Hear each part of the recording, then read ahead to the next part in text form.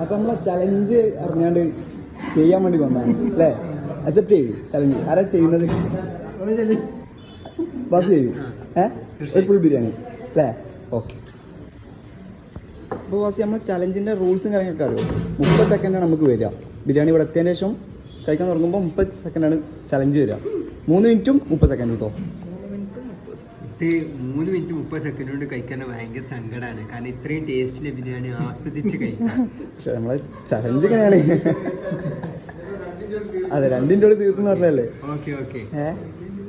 അപ്പോൾ time start no. വെള്ളം കൂടി 30 സെക്കൻഡ് കൊടുക്കോ.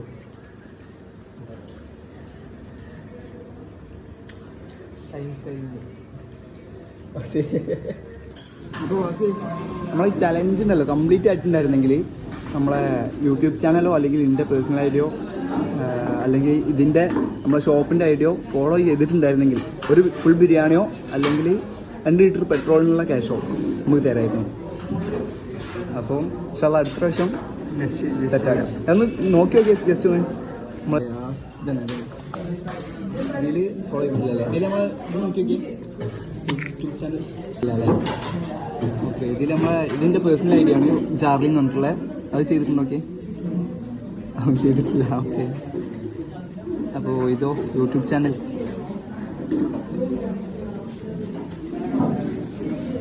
അതും സബ്സ്ക്രൈബ്ഡ് അല്ല. Okay, thank you. Super biryani, super നല്ല ബിരിയാണി.